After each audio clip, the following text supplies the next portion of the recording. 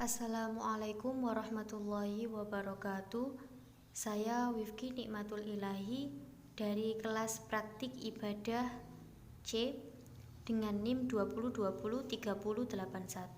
Di sini saya akan sedikit menjelaskan mengenai panduan terkait haid, istihadah, dan nifas.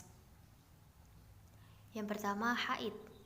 Haid adalah darah yang keluar dari rahim seorang wanita pada waktu-waktu tertentu yang bukan karena disebabkan oleh suatu penyakit atau karena adanya proses persalinan, di mana keluarnya darah itu merupakan sunnatullah yang telah ditetapkan oleh Allah kepada seorang wanita. Sifat darah ini bersifat merah kehitaman yang kental, keluar dalam jangka waktu tertentu, bersifat panas, dan memiliki bau yang khas atau tidak sedap. Haid juga merupakan sesuatu yang normal terjadi pada seorang wanita, dan pada setiap wanita kebiasaannya pun berbeda-beda. Ada yang ketika keluar haid ini disertai dengan rasa sakit pada bagian pinggul, namun ada yang tidak merasakan sakit. Ada yang lama haidnya 3 hari, ada pula yang lebih dari 10 hari.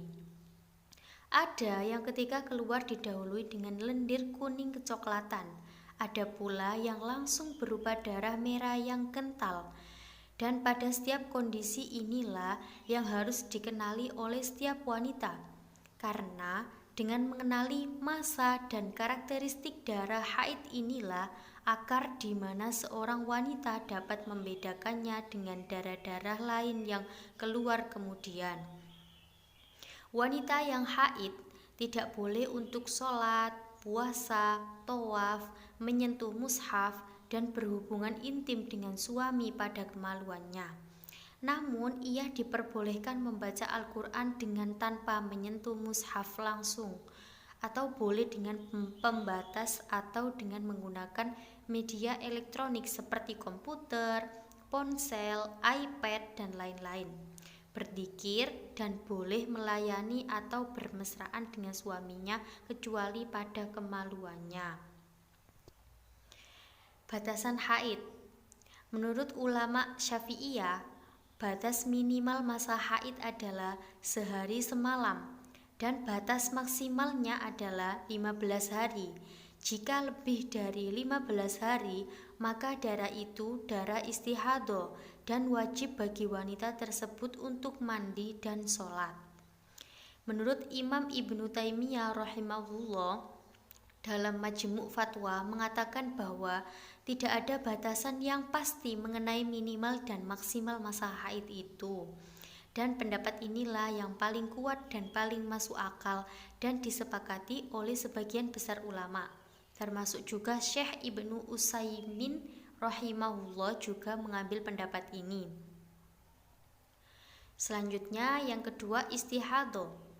Istihadah adalah darah yang keluar di luar kebiasaan, yaitu tidak pada masa haid dan bukan pula karena melahirkan. Dan umumnya darah ini keluar ketika sakit, sehingga sering disebut sebagai darah penyakit. Imam Nawawi rahimahullah dalam syarah Muslim mengatakan bahwa istihadah adalah darah yang mengalir dari kemaluan wanita yang bukan pada waktunya dan keluarnya dari urat. Sifat darah istihadah ini umumnya berwarna merah segar seperti darah pada umumnya, encer dan tidak berbau. Darah ini tidak diketahui batasannya, dan ia hanya akan berhenti setelah keadaan normal atau darahnya mengering. Wanita yang mengalami istihadah ini dihukumi sama seperti wanita suci, sehingga ia tetap harus sholat, puasa, dan boleh berhubungan intim dengan suami. Selanjutnya yang ketiga, nifas. Nifas adalah darah yang keluar dari rahim wanita setelah seorang wanita melahirkan.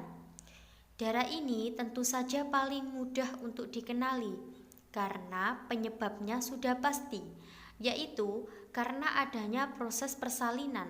Syekh Ibnu Utsaimin rahimahullah mengatakan bahwa darah nifas itu adalah darah yang keluar karena persalinan, baik itu bersamaan dengan proses persalinan ataupun sebelum dan sesudah persalinan tersebut, yang umumnya disertai rasa sakit.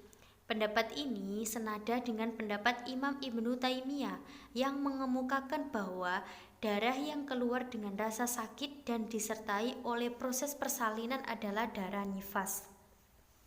Sedangkan bila tidak ada proses persalinan, maka itu bukan nifas. Wanita yang nifas juga tidak boleh melakukan hal-hal yang dilakukan oleh wanita haid, yaitu tidak boleh sholat, puasa, tawaf, menyentuh mushaf, dan berhubungan intim dengan suaminya pada kemaluannya. Namun, ia juga diperbolehkan membaca Al-Quran dengan tanpa menyentuh mushaf langsung, atau boleh dengan pembatas, atau dengan menggunakan media elektronik seperti komputer, ponsel, iPad, dan lain-lain. Berzikir dan boleh melayani atau bermesraan dengan suaminya kecuali pada kemaluannya. Tidak banyak catatan yang membahas perbedaan sifat darah nifas dengan darah haid. Namun, berdasarkan pengalaman dan pengakuan beberapa responden, umumnya darah nifas ini lebih banyak dan lebih deras keluarnya daripada darah haid. Warnanya tidak terlalu hitam, kekentalan hampir sama dengan darah haid, namun baunya lebih kuat daripada darah haid. Batas nifas. Tidak ada batas minimal masa nifas. Jika kurang dari 40 hari darah tersebut berhenti, maka seorang wanita wajib mandi dan bersuci. Kemudian sholat dan dihalalkan atasnya apa-apa yang dihalalkan bagi wanita yang suci. Adapun batasan maksimalnya, para ulama berbeda pendapat tentangnya. Yang pertama, ulama Syafi'iyah mayoritas berpendapat bahwa umumnya masa nifas adalah 40 hari sesuai dengan kebiasaan wanita pada umumnya. Namun, batas maksimalnya adalah 60 hari. Yang kedua, mayoritas sahabat seperti Umar bin Khattab, Ali bin Abi Thalib, Ibnu Abbas, Aisyah, Ummu Salamah radhiyallahu anhu, dan para ulama seperti Abu Hanifah, Imam Malik, Imam Ahmad At-Tirmidzi, Ibnu Taimiyah rahimahullah bersepakat bahwa batas maksimal keluarnya darah nifas adalah 40 hari. Berdasarkan hadis Ummu Salamah, dia berkata, para wanita yang nifas di zaman Rasulullah Shallallahu Alaihi Wasallam, mereka duduk atau tidak sholat setelah nifas mereka selama 40 hari atau 40 malam. Hadis ini diperselisihkan derajat kehasanannya. Namun, Syekh Albani rahimahullah menilai hadis ini hasan sahih. Yang ketiga, ada beberapa ulama yang berpendapat bahwa tidak ada batasan maksimal masa nifas. Bahkan, jika lebih dari 50 atau 60 hari pun masih dihukumi nifas. Namun, pendapat ini tidak masyhur dan tidak didasari oleh dalil yang sahih dan jelas.